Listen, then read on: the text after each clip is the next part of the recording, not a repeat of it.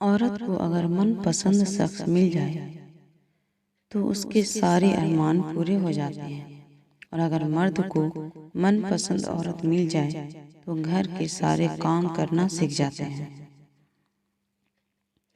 میاں بیوی میں روٹھ جانے کے بعد غلطی چاہے جس کی بھی ہو، بات کا آغاز وہی کرتا ہے جس کو بے پناہ محبت ہو۔ بہت عظیم ہے وہ میاں بیوی جو ایک دوسرے کے عیب چھپاتے ہیں اور کسی کے سامنے اپنے شریک حیات کی برائی نہیں کرتے۔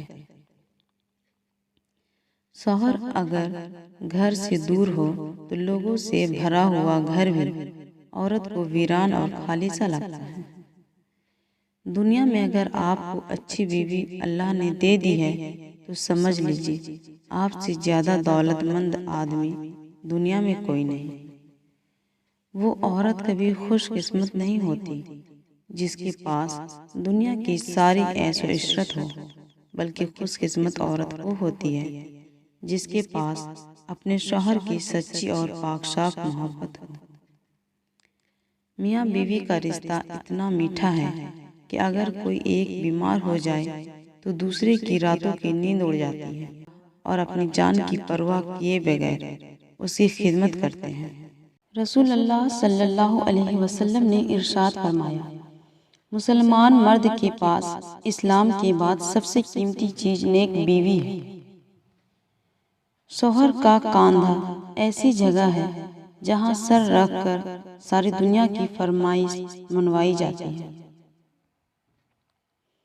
عورت کو ایسے مرد کی ضرورت ہوتی ہے جو اسے بچوں کی طرح ڈیل کرے، اس کی بچگانہ حرکت کو برداشت کرے، سب سے ضروری اسے منانے کا ہنر آتا ہو۔ من چاہی عورت کی توجہ تو تھکے ہارے مرد کے وجود میں جان ڈال دیتی ہے، اور ایسی عورت کی وجہ سے مرد کہہ سکتا ہے کہ زندگی واقعی بہت خوبصورت ہے۔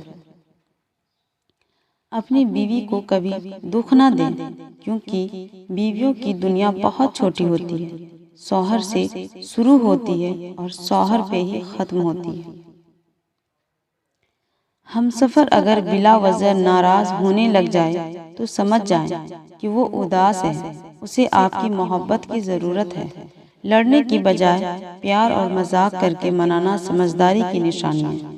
ایک عورت کا پیار حاصل کرنے کے لیے دولت معنی نہیں رکھتی، بلکہ اس کی سوچ سے بڑھ کر اس کو پیار اور عزت دینی پڑتی ہے۔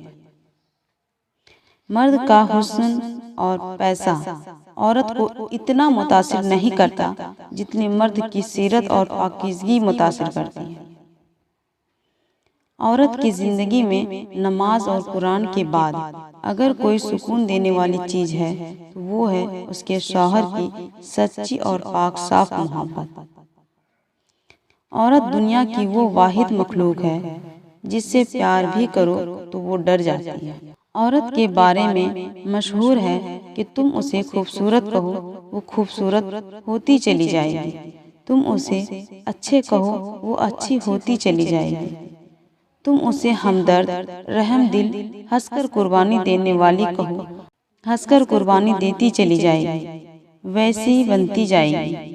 مگر جب تم اس میں عیب نکالتے ہو، چھوٹی غلطی کو بڑے بناتے ہو، اس کے لباس، کھانے اور روزمرہ کے کاموں میں عیب نکالتے ہو تو تم اسے دن بدن عیبدار کرتے جاؤ گے۔ ایک مرد کی آدھی خوبصورتی تو اس کی زبان میں ہوتی ہے اور آدھی اس کی وفا میں ہوتی ہے۔ شوہر اپنی بیوی کو ہاتھ سے کھلاتا ہے تو یہ بیوی کی غلامی نہیں، رسول اللہ صلی اللہ علیہ وسلم کی سنت ہے۔